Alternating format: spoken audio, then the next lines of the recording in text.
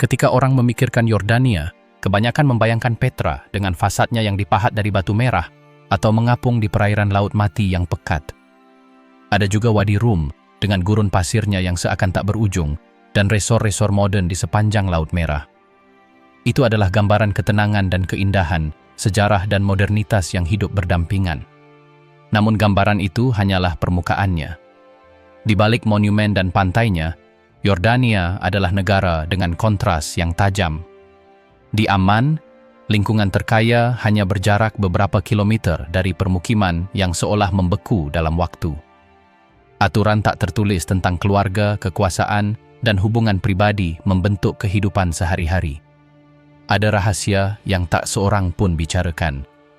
Tabu seksual, ritual kuno, ketegangan politik yang terpendam, dan jaringan pengaruh yang beroperasi di balik layar. Dalam video ini, kita akan menjelajahi kota dan negara ini. Menjelajahi segala hal, mulai dari jalanan ibu kota hingga desa-desa dan gurun pasir yang terlupakan.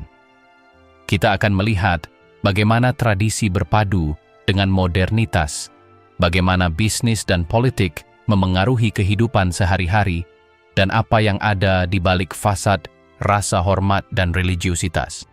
Ini bukan panduan wisata.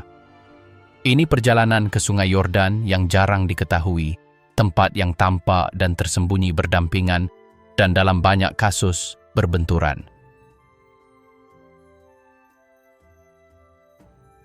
Amman, kemewahan, rahasia, dan kontras. Amman bukan sekadar ibu kota Yordania. Kota ini terpecah-pecah, mosaik dunia yang tak pernah benar-benar terhubung. Di utara, Anda akan melihat permukiman baru. Di sana Anda akan menemukan pusat perbelanjaan raksasa, kafe mewah, dan gedung pencakar langit kaca. Jalan-jalannya dipenuhi mobil impor yang meneriakkan status.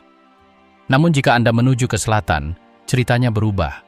Jalan-jalannya sempit, pasar tradisional tetap ada, dan para pedagang meneriakkan harga mereka. Turis jarang datang ke sini. Perbedaannya bukan hanya arsitekturnya, melainkan pada orang-orangnya. Di daerah-daerah kaya, keluarga-keluarga berkuasa menjalankan bisnis yang tak akan pernah Anda temukan dalam catatan resmi manapun. Kita berbicara tentang kontrak rahasia, perusahaan cangkang, bisnis keluarga yang mengendalikan negara. Ini adalah sektor-sektor kunci, konstruksi, impor, dan jasa keuangan.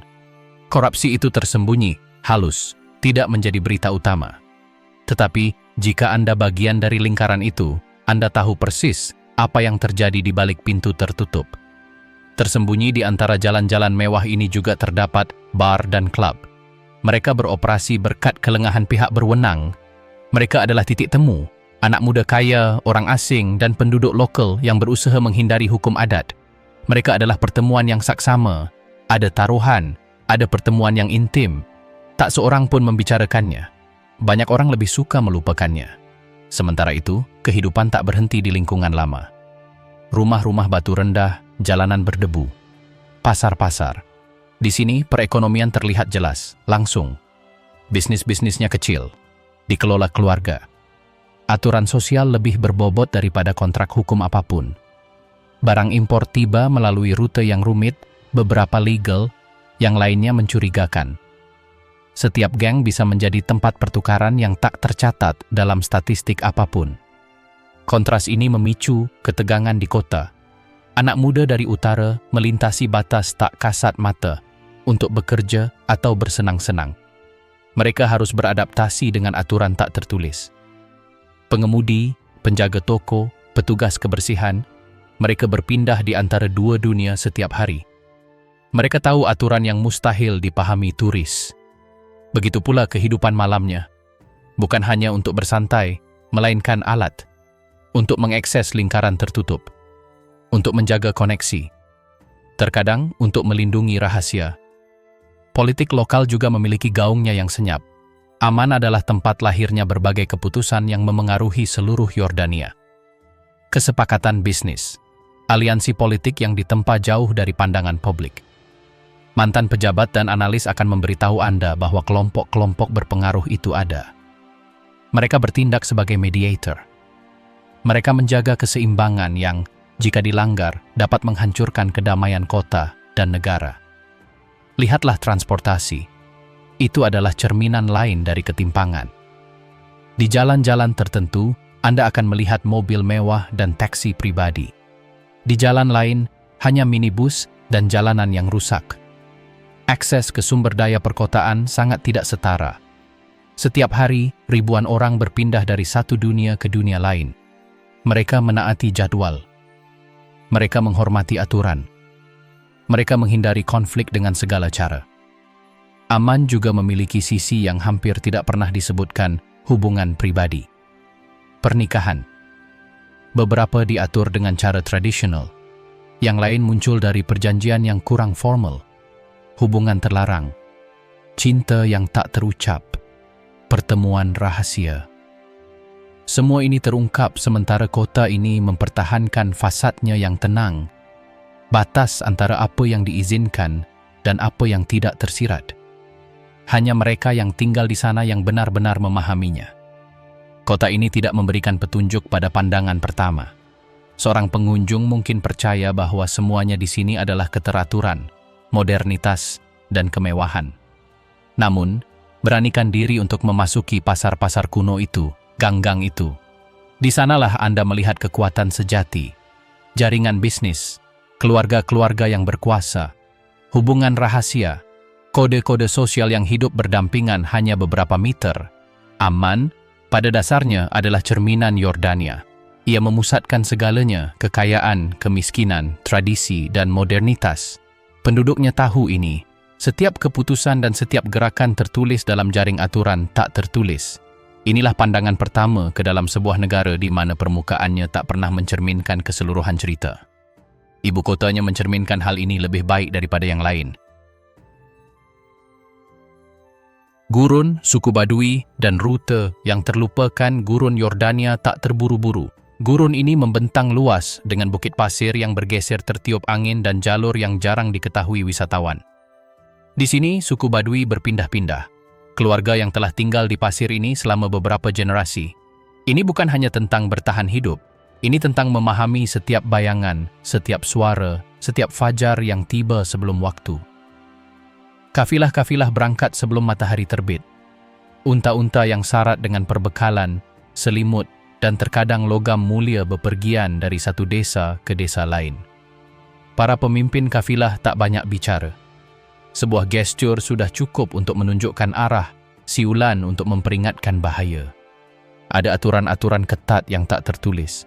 Anak-anak belajar sejak kecil, cara menuntun hewan, di mana menemukan air, dan cara bergerak tanpa menarik perhatian. Takhayul bukanlah cerita untuk menakut-nakuti anak-anak. Suku Badui percaya pada roh-roh yang bersembunyi di antara bukit pasir, pada cahaya yang muncul tanpa penjelasan, dan pada pesan-pesan yang datang terbawa angin. Beberapa pelancong yang pernah menemani karavan mengaku melihat sosok-sosok bergerak saat malam paling gelap. Yang lain bercerita tentang nyanyian di kejauhan yang seakan muncul dari pasir. Penduduk setempat tersenyum, tetapi tak berkata apa-apa lagi. Mereka menyimpan rahasia-rahasia itu. Perkemahan malam bagaikan dunia yang terpisah. Pria dan wanita dipisahkan menurut adat istiadat kuno. Api unggun dinyalakan, dan di sekelilingnya diceritakan kisah-kisah yang tak boleh didengar orang lain. Beberapa ritual diulang setiap bulan purnama. Yang lain hanya ketika seseorang membutuhkan perlindungan atau keberuntungan dalam perjalanan. Tak ada kamera, tak ada turis. Ini adalah ruang di mana segala sesuatu yang tak kasat mata memiliki makna. Pasar-pasar yang muncul di oasis-oasis itu singkat. Tenda-tenda darurat terbuat dari kain usang, kurma, air, rempah-rempah, dan terkadang kain yang dibawa dari kota-kota jauh dijual. Di sini, tawar-menawar bukanlah kebiasaan. Kata-kata penjual dihormati dan harga yang disepakati dibayar. Kepercayaan adalah mata uang yang paling berharga. Sebuah tipu daya dapat membuat seluruh karavan terperangkap di pasir selama berhari-hari. Di beberapa desa, ritual pernikahan tetap dirahasiakan. Keluarga memang bernegosiasi, tetapi penyatuan sejati terjadi jauh dari mata-mata. Perempuan muda belajar menyembunyikan perasaan mereka. Laki-laki belajar menunjukkan rasa hormat di tempat yang seharusnya. Beberapa laki-laki muda membangkang dan mencari perjumpaan rahasia.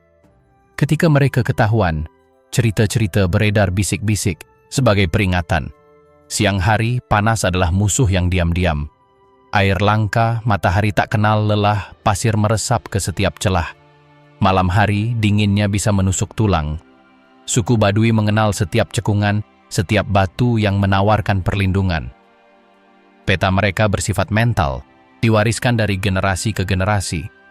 Para pelancong yang bergantung pada GPS segera menyadari bahwa teknologi memiliki batasnya. Jalannya tidak selalu lurus. Terkadang Anda harus menyusuri bukit pasir yang sangat besar. Di lain waktu, melintasi ngarai kecil tempat gema para pelancong kuno dapat terdengar. Beberapa penduduk setempat mengklaim bahwa tempat-tempat tertentu di gurun terkutuk. Tak seorang pun berani berkemah di sana. Peta modern mengabaikannya, tetapi suku Baduy mengingatnya. Kontak dengan dunia luar sangat minim. Telepon beroperasi sesekali, radio tua menangkap sinyal dari jarak jauh. Sebagian besar berita tersebar dari mulut ke mulut. Apa yang terjadi di Aman bisa memakan waktu berhari-hari untuk sampai ke gurun. Dan ketika sampai, ia disaring, dibahas, tetapi tidak pernah dianggap remeh. Setiap kata memiliki bobot. Tidak semuanya tentang bahaya atau takhayul. Ada momen-momen indah yang seolah membekukan waktu. Matahari terbenam mewarnai pasir dengan warna merah dan jingga, dan keheningan total hanya dipecahkan oleh angin atau suara unta yang lewat. Anak-anak berlarian di antara bukit pasir, belajar menunggang kuda, membaca tanda-tanda di langit. Mereka tertawa, bermain, dan menyaksikan bagaimana orang dewasa mengatur rutinitas karavan. Namun selalu ada ketegangan. Bukan hanya karena cuaca atau medan. Ada pengunjung yang ingin memanfaatkan, yang tidak memahami kode-kode. Ada konflik antar keluarga, perebutan wilayah, dan rahasia yang rela dibunuh demi melindunginya. Setiap malam membawa cerita-cerita yang dibisikkan penduduk setempat, cerita-cerita yang lenyap bersama fajar. Beberapa pelancong modern bercerita tentang cahaya-cahaya aneh di malam hari. Yang lain mengaku telah melihat siluet yang tidak sesuai dengan hewan apapun yang dikenal. Suku Baduy mendengarkan, mengangguk, dan melanjutkan perjalanan mereka. Tak seorang pun bertanya terlalu banyak. Tak seorang pun mengintervensi. Hal-hal yang tak terjelaskan diterima sebagai bagian dari rutinitas. Perempuan Yordania, keindahan, kekuatan, dan misteri. Setelah menyaksikan suku Baduy melintasi gurun dan mempertahankan rute-rute kuno, tak terelakkan untuk bertanya-tanya bagaimana perempuan hidup di tempat yang sama. Tidak semua dari mereka menghuni bukit pasir, tetapi tradisi gurun dan perkotaan saling terkait. Di Amman, perempuan berjalan di antara pusat perbelanjaan moden dan lingkungan bersejarah. Mereka mengenakan abaya sederhana dan pakaian barat. Kontrasnya sangat mencolok, tetapi gerakan dan ekspresi mereka hampir selalu penuh perhitungan. Keanggunan Yordania tidak terbatas pada pakaian. Ada sikap yang menunjukkan pendidikan, kehalusan, dan status keluarga.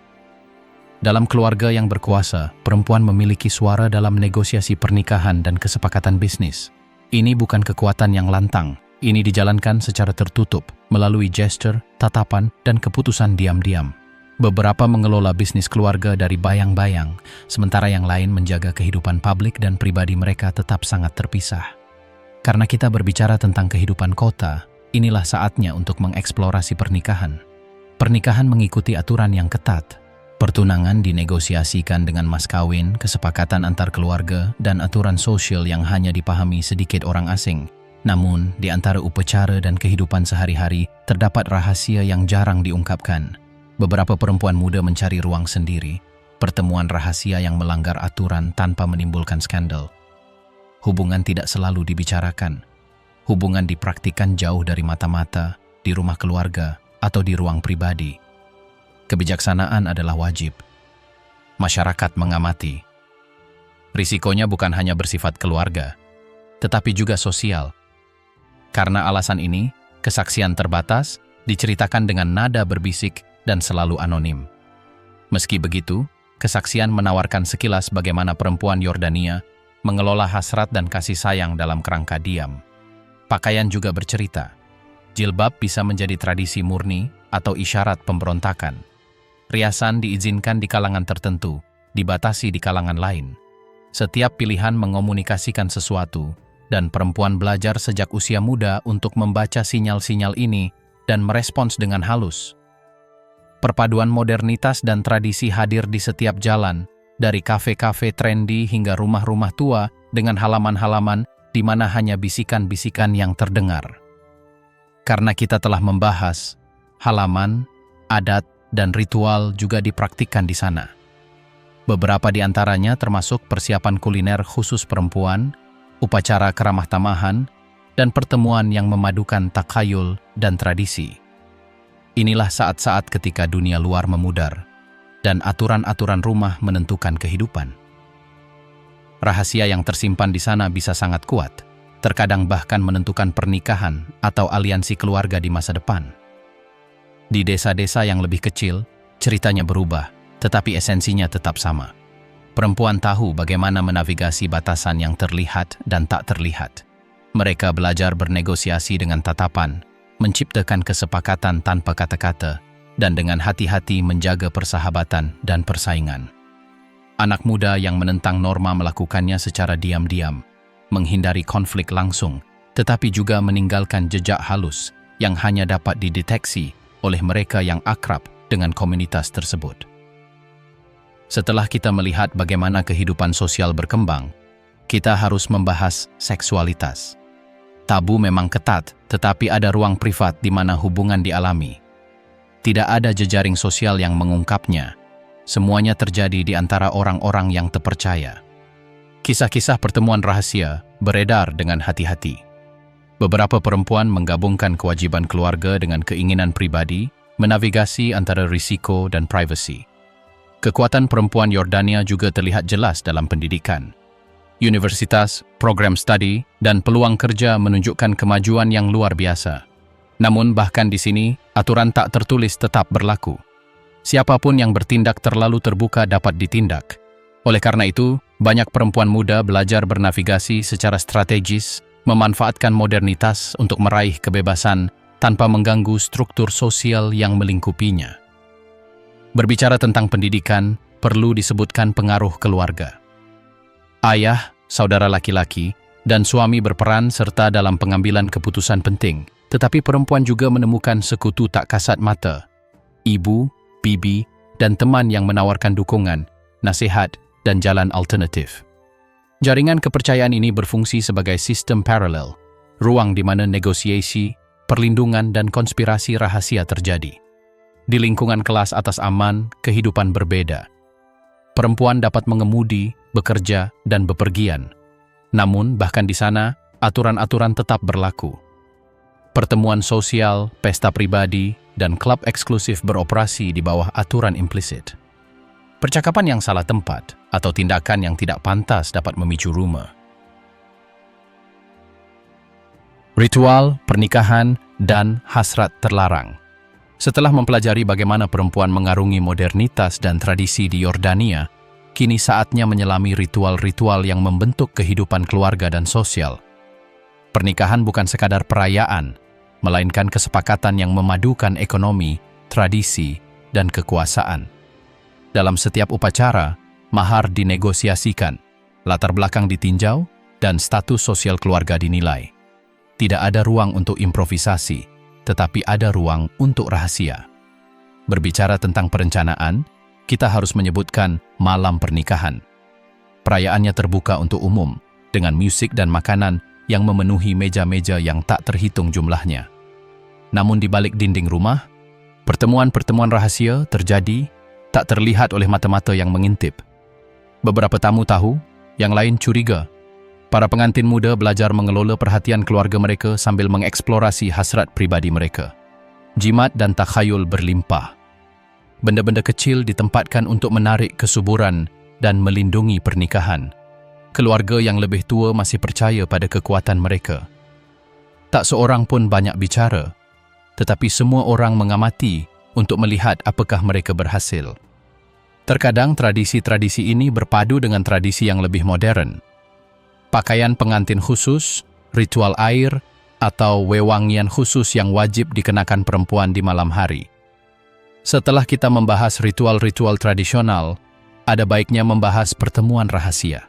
Ini bukan skandal publik. Pertemuan itu terjadi jauh dari mata keluarga dan tetangga. Beberapa anak muda memanfaatkan pesta atau pertemuan untuk bertemu secara rahasia. Aturan diam-diam berlaku. Hanya mereka yang tahu yang saling memahami. Cerita dibisikkan dan kesalahan merugikan reputasi. Persiapan perjamuan juga merupakan rahasia tersendiri. Perempuan dan laki-laki bekerja secara terpisah, memenuhi tugas yang diberikan turun-temurun. Beberapa hidangan dimasak mengikuti resep kuno yang menggabungkan rempah-rempah lokal dan ritual keramah tamahan. Makan bukan hanya tentang makanan. Ini tentang menunjukkan rasa hormat, kesetiaan, dan status dalam klan. Karena kita telah membahas masakan, kita perlu mempertimbangkan bagaimana hasrat terjalin dengan upacara. Para pengantin muda, beberapa masih remaja, menemukan ruang di mana mereka dapat mengekspresikan kasih sayang jauh dari tatapan keluarga. Hal ini tidak selalu bersifat fisik. Terkadang cara mereka berbicara, gestur mereka, pesan-pesan tersiratlah yang menentukan. Semuanya terukur, semuanya diamati, tetapi tidak selalu terkendali. Adat istiadat berbeda-beda di setiap daerah. Di kota-kota besar, pernikahan lebih fleksibel, para tamu dapat bergerak bebas, dan malam-malamnya tidak terlalu kaku. Di kota-kota kecil, aturan lebih berbobot. Kehormatan keluarga menentukan apa yang boleh dan tidak boleh. Meski begitu, rahasia tetap tersimpan, tersamarkan di tengah tawa dan musik, menunggu momennya. Setelah kita melihat bagaimana pernikahan memadukan tradisi dan modernitas, penting untuk membicarakan gairah yang terungkap dalam bayang-bayang. Hubungan yang mendobrak batasan sosial ditangani dengan sangat hati-hati. Ada pertemuan singkat, surat yang menghilang, gestur yang tak seorang pun tafsirkan. Yang terlarang itu ada, dialami, dan dilindungi secara strategis.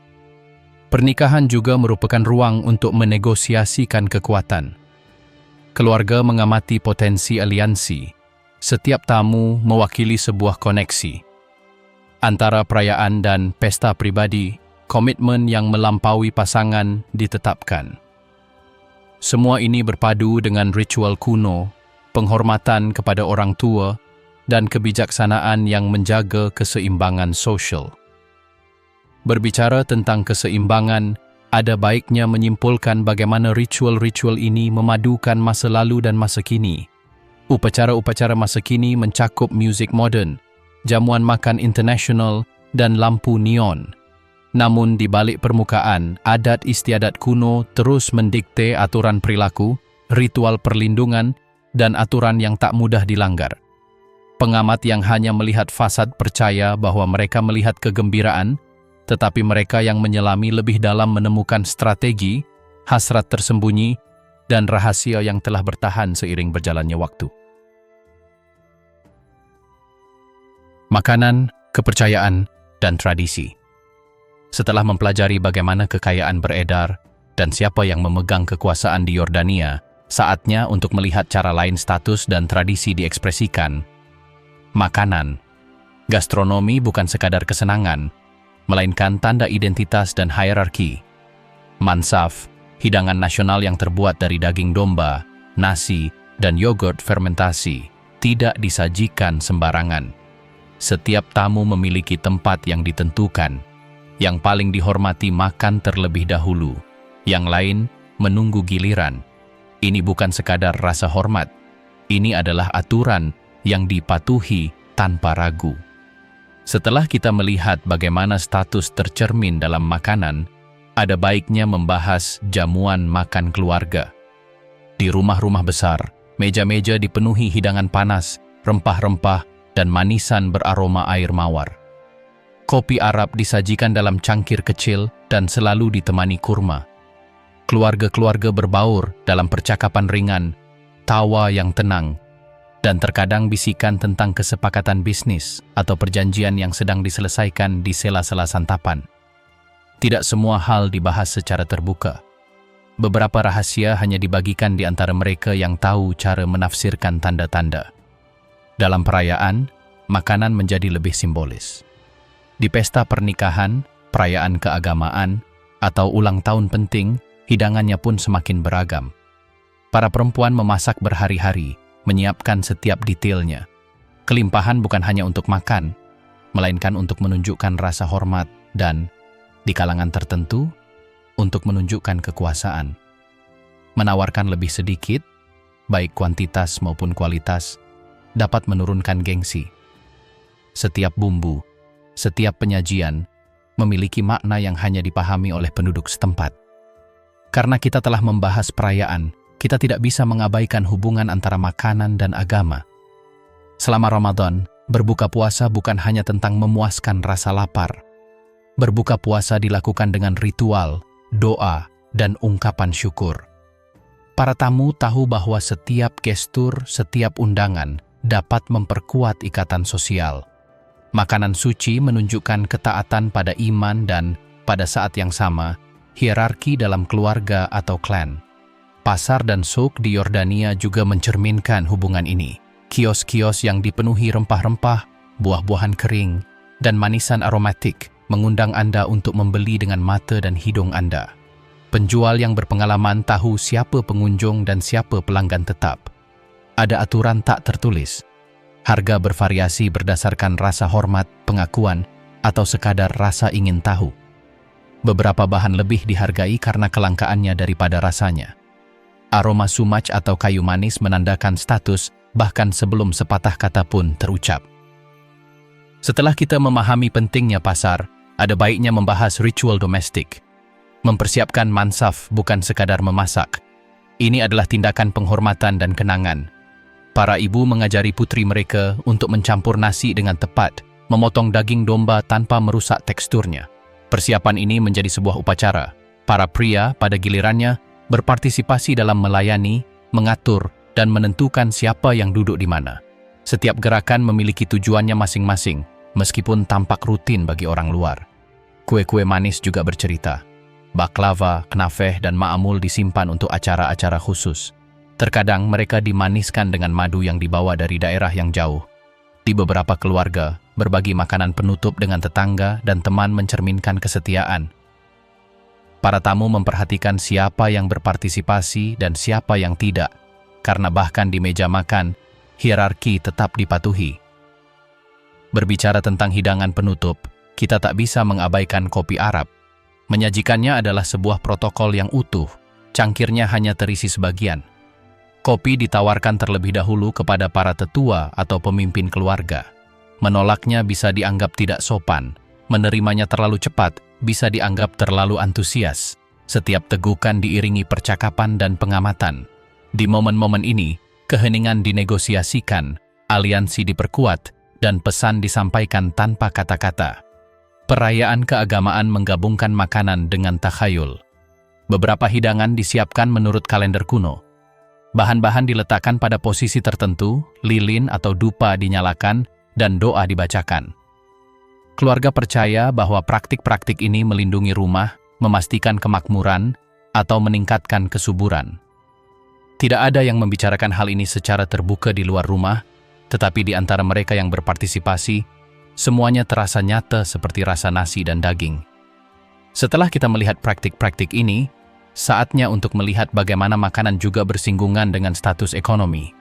Rumah-rumah megah dan restoran-restoran pribadi memajang mansaf di atas piring perak, manisan dalam mangkuk hias, dan kopi yang disajikan dalam wadah-wadah mewah. Pameran kelimpahan ini menunjukkan kekuasaan, bukan sekadar kekayaan. Bayangan di perbatasan, penyelundupan, dan rahasia. Setelah merasakan tradisi dan ritual di meja makan Yordania, mustahil untuk tidak menyadari bagaimana kehidupan sehari-hari juga menyembunyikan sisi gelapnya. Perbatasan negara beroperasi serupa. Tidak semua yang melintasi perbatasan masuk dengan dokumen dan izin yang sah. Ada rute-rute yang tak pernah dibayangkan kebanyakan pengunjung. Jalan yang tampak seperti jalur tanah sederhana.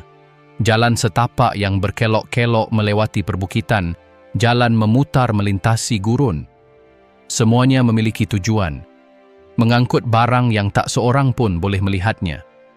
Berbicara tentang rute tersembunyi, perlu disebutkan koridor-koridor yang paling dikenal oleh mereka yang hidup di luar hukum. Dari utara, dekat Suriah, kiriman datang tanpa ada yang memeriksanya dengan saksama. Kendaraan berat melaju di sepanjang jalan sekunder, dan luput dari perhatian di antara unta dan domba. Para pengangkut tahu setiap tikungan, setiap titik di mana polisi biasanya tidak berpatroli. Para mantan tentara mengatakan bahwa operasi-operasi tersebut dikoordinasikan dengan presisi militer. Berjam-jam, berhari-hari, bahkan berminggu-minggu perencanaan untuk memastikan tidak ada yang lolos. Melanjutkan perjalanan ke selatan menuju Arab Saudi, dinamikanya berubah, tetapi prinsipnya tetap sama. Truk, van, dan kendaraan kecil mengangkut barang selundupan, mulai dari tembakau dan alkohol hingga peralatan selundupan.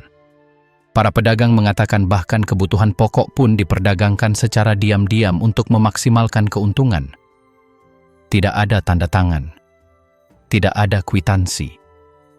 Semuanya dilakukan secara tunai, diam-diam, dengan lirikan sekilas dan sedikit kata-kata. Setelah kita memahami pentingnya perencanaan, saatnya membahas risikonya. Melintasi perbatasan tanpa izin bukanlah hal yang mudah. Beberapa pengemudi menghilang berhari-hari. Yang lain menghadapi penangkapan yang tidak dilaporkan. Ada aturan tak tertulis yang melindungi mereka yang terlibat. Jika seseorang melanggar hukum, konsekuensinya tidak diumumkan, melainkan dieksekusi. Kisah-kisah yang bertahan datang secara berbisik-bisik. Kesaksian dari para pengangkut mengungkapkan nama, lokasi, dan waktu, tetapi tidak pernah mengungkap detail lengkapnya. Setiap detail yang bocor dapat menimbulkan masalah bagi pencerita. Ketika membahas penyelundupan, kita tidak dapat mengabaikan keterlibatan diam-diam dari beberapa pejabat. Beberapa hanya mengamati dan tidak melakukan apapun. Yang lain menerima suap. Korupsi tidak berteriak, melainkan berbisik. Seringkali perdagangan gelap berhasil karena ada tangan-tangan yang mengizinkannya. Mantan personel militer menjelaskan bahwa ini bukan hanya tentang uang, tetapi tentang bantuan, loyalitas, dan perjanjian yang tetap tersembunyi. Setiap pergerakan barang memiliki dukungan atau perlindungan, dan itu menentukan siapa yang menang dan siapa yang kalah. Karena kita sedang membahas tentang keterlibatan, ada baiknya melihat jenis-jenis barang dagangan yang paling umum. Tidak semuanya ilegal dalam arti yang paling ekstrim. Terkadang barang-barang tersebut adalah produk yang diatur oleh negara, seperti obat-obatan atau bahan bakar. Di lain waktu, barang-barang tersebut adalah barang mewah, elektronik, kendaraan. Segala sesuatu memiliki pasar, segala sesuatu memiliki harga. Para pedagang mengatakan bahwa permintaan menentukan rute.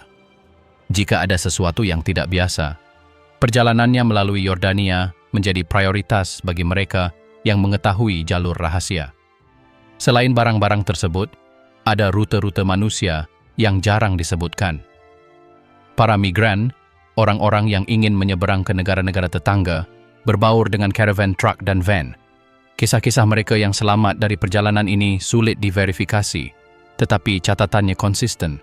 Malam-malam panjang di gurun, menunggu di bawah bintang-bintang, ketakutan yang tak kunjung usai. Perbatasan tak kenal ampun. Mereka yang berhasil menyeberang mengingat ketegangan itu selama bertahun-tahun setelahnya. Karena kita berbicara tentang manusia, penting juga untuk membahas bagaimana operasi ini dibiayai. Kontrak rahasia, pembayaran di muka, dan jaringan keluarga menopang perdagangan manusia.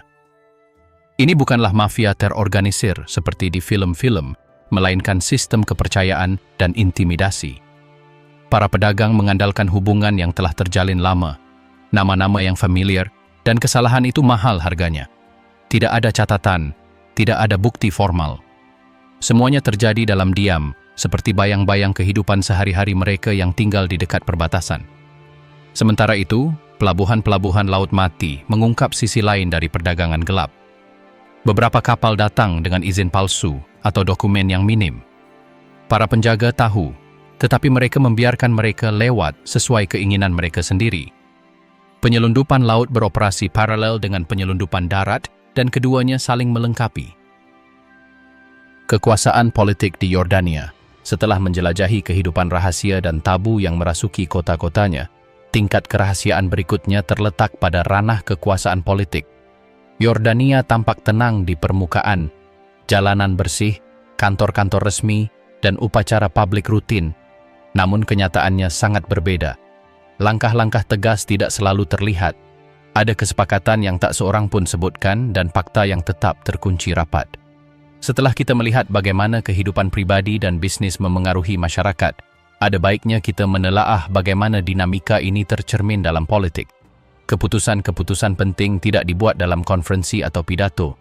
Keputusan-keputusan tersebut dinegosiasikan dalam pertemuan tertutup, di kantor-kantor tertutup, di mana hanya mereka yang terlibat yang tahu apa yang dipertaruhkan.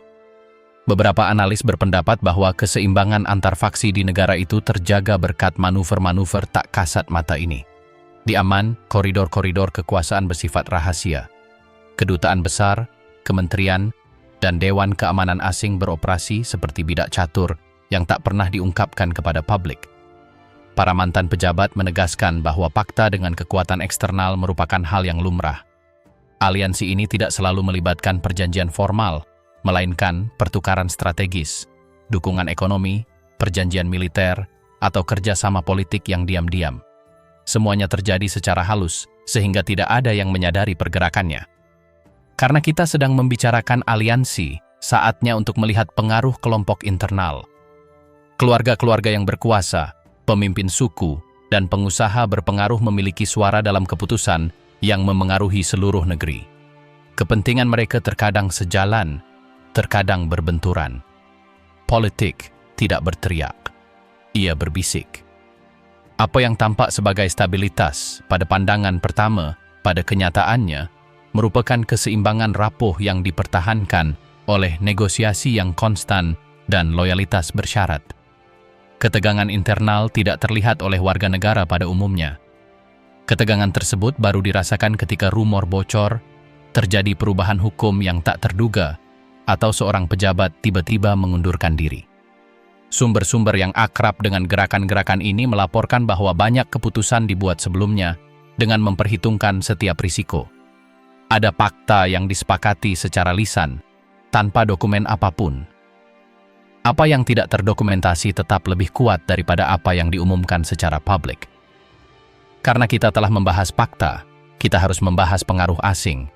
Amerika Serikat, Eropa, dan negara-negara tetangga berpartisipasi, terkadang secara halus, dalam menjaga stabilitas kerajaan. Perjanjian keamanan dan perdagangan tertentu dilaporkan dinegosiasikan secara paralel dengan diplomasi resmi. Tekanan eksternal konstan, tetapi visibilitas publik minimal. Para ahli sepakat bahwa kebijaksanaan ini menghindari konflik yang tidak perlu dan mempertahankan citra kendali. Di dalam negeri, politik juga memiliki lapisan sosial. Warga negara yang paling berpengaruh tahu bagaimana bermanuver untuk melindungi kepentingan mereka. Mereka tidak selalu membutuhkan jabatan resmi. Reputasi, koneksi, dan sejarah keluarga lebih berbobot daripada gelar. Beberapa pengusaha, pemimpin suku, atau akademisi memegang pengaruh dari balik layar. Keputusan mereka memengaruhi hukum, perdagangan, dan alokasi sumber daya tanpa disadari siapapun. Setelah kita melihat lapisan-lapisan ini, ada baiknya membahas ketegangan antara tradisi dan modernitas. Monarki mempertahankan kendali yang kuat, tetapi harus menyeimbangkan ekspektasi modern. Program pembangunan, reformasi pendidikan, dan liberalisasi ekonomi terjalin dengan hukum dan kode kehormatan tradisional yang dihormati secara diam-diam. Semua ini membentuk jaringan kendali tak kasat mata yang memastikan keputusan-keputusan strategis tidak memicu konfrontasi terbuka. Kendali politik tidak terbatas pada ibu kota. Daerah-daerah di negara ini beroperasi dengan otonomi tertentu, tetapi di bawah pengawasan tidak langsung. Para pemimpin daerah melapor secara diam-diam kepada pemerintah pusat.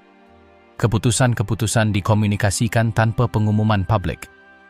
Pengawasan dilakukan melalui jaringan kepercayaan dan hubungan pribadi. Mereka yang mengabaikan aturan dapat dengan cepat kehilangan pengaruh. Berbicara tentang pengawasan, perlu disebutkan struktur internal negara. Dewan Keamanan, Kementerian Ekonomi, dan Komite Pembangunan beroperasi dengan presisi militer. Pergantian personel, penunjukan, dan kebijakan strategis ditangani dengan hati-hati agar tidak ada yang menyadari adanya keretakan. Politik tidak diimprovisasi. Setiap langkah diperhitungkan. Para mantan pejabat yang dimintai pendapatnya menceritakan bahwa beberapa perjanjian tidak pernah dikonfirmasi secara publik. Dukungan keuangan, pembagian informasi, dan kolaborasi dengan sektor swasta disepakati tanpa dokumen yang jelas. Yordania, antara yang sakral dan yang terlarang. Setelah menelusuri kekuatan politik dan rahasia yang mengatur kehidupan sehari-hari, kini saatnya menelaah bagaimana yang sakral dan yang terlarang terjalin di Yordania. Agama hadir dalam setiap detailnya, dari azan yang menggema di Amman hingga ritual-ritual paling tersembunyi di desa-desa gurun. Namun, di samping pengabdian ini terdapat aturan-aturan tak tertulis, hasrat yang terpendam, dan praktik-praktik yang tersimpan dalam bayang-bayang. Setelah kita melihat bagaimana keputusan politik dibuat secara tertutup, ada baiknya membahas bagaimana kekuasaan dan keyakinan bersinggungan dalam upacara-upacara yang tak selalu terlihat. Di banyak desa, masjid dan tempat-tempat suci kuno hidup berdampingan dengan tradisi-tradisi yang nyaris tak terlihat oleh orang luar. Beberapa ritual dilakukan secara rahasia. Jimat, doa bisikan, dan benda-benda yang tak seorang pun kenal secara resmi merupakan bagian dari kehidupan sehari-hari. Pengabdian ada batasnya dan juga memiliki pintu-pintu yang tertutup. Perempuan, yang telah kita bahas di bab-bab sebelumnya, juga memainkan peran kunci di ruang-ruang ini. Pengetahuan mereka tentang herbal, takhayul, dan ritual diwariskan dalam keluarga. Terkadang mereka mengoordinasikan upacara. Di lain waktu, mereka memandu pertemuan yang memadukan hal-hal religius dengan yang terlarang. Hal ini tidak terlihat oleh semua orang, tetapi mereka yang berpartisipasi tahu bahwa melewati batas-batas tersebut berarti rasa hormat sekaligus risiko. Karena kita berbicara tentang keyakinan, ada baiknya mempertimbangkan situs-situs suci yang menarik para peziarah. Petra, Wadi Rum, dan Laut Mati adalah objek wisata ikonis. Namun di luar tur-tur tersebut, ada rahasia yang jarang diketahui. Gua-gua tempat doa malam diadakan, gurun tempat sumpah dan ritual dilakukan untuk melindungi karavan atau keluarga. Tidak ada yang mempublikasikan hal ini. Mereka yang menyaksikannya tahu bahwa praktik-praktik ini memadukan perlindungan dengan yang terlarang. Kenikmatan dan hasrat juga menemukan tempatnya, jauh dari mata-mata yang mengintip. Hubungan rahasia, pertemuan rahasia, dan aturan sosial yang menentukan apa yang boleh dan tidak boleh hidup berdampingan dengan kekhidmatan keagamaan. Perayaan keluarga atau pernikahan dapat menyembunyikan perjanjian, bantuan, dan situasi yang tidak tercatat secara publik. Apa yang Anda lihat tidak mencerminkan keseluruhan pengalaman. Setelah kita melihat bagaimana yang sakral dan yang terlarang terjalin secara pribadi, mari kita lihat gastronomi dan perayaan. Perjamuan keluarga dan upacara keagamaan seringkali menjadi ajang di mana rasa hormat, kekuasaan, dan terkadang hasrat diungkapkan. Makanan, mulai dari mansaf hingga penganan tradisional, bukan hanya tentang rasa, melainkan simbol status, rasa syukur, dan ikatan yang menyatukan komunitas. Setiap hidangan memiliki makna yang melampaui dapur. Ritual perlindungan dan jimat terjalin dalam perayaan ini. Beberapa benda disimpan di rumah, yang lain diberikan saat pernikahan atau kelahiran. Takhayul dan pengabdian hidup berdampingan. Beberapa ritual tampak sederhana, tetapi di baliknya terdapat aturan yang tak seorang pun ajarkan kepada orang luar. Tradisi menentukan apa yang boleh diperlihatkan dan apa yang harus tetap disembunyikan. Karena kita telah membahas ritual, saatnya membahas hal terlarang yang menentang norma. Hubungan rahasia, pesta rahasia, dan aturan kehormatan yang memungkinkan pertemuan yang secara resmi tidak ada. Tidak ada propaganda, tidak ada foto. Semuanya hening. Namun di balik keheningan itu tersimpan aturan, rasa hormat, dan risiko. Mereka yang melanggarnya bisa kehilangan gengsi, kepercayaan, atau bahkan keselamatan mereka. Kehidupan di Yordania bergerak di antara batas-batas yang jelas dan area abu-abu yang hanya diketahui penduduk setempat. Para pelancong yang mengunjungi negara ini jarang menyadari dualitas ini. Petra dan Wadi Rum menampilkan keagungan. Kota-kota modern menunjukkan keteraturan dan kendali. Namun, di antara yang sakral dan yang terlarang terdapat dunia yang bernapas dengan sendirinya. Ritual, hasrat, rahasia, dan kekuatan kuno. Semuanya hidup berdampingan. Agama dan takhayul, kenikmatan dan larangan, bersinggungan di setiap sudut, dalam setiap upacara, dalam setiap kisah yang tak terungkap. Akhir perjalanan ini memperjelas bahwa Yordania lebih dari sekadar kartu pos. Ini adalah negeri di mana yang sakral dan yang terlarang terus-menerus bersinggungan. Setiap rumah, setiap gurun, setiap lingkungan, dan setiap ritual mengungkapkan sebuah negara yang hidup dalam keseimbangan antara publik dan yang tersembunyi. Pengunjung dibiarkan merasa telah mengunjungi tempat yang tidak hanya ada di peta, tetapi juga dalam cerita-cerita bisikan, perjanjian tak kasat mata, dan rahasia yang hanya diketahui penduduk setempat.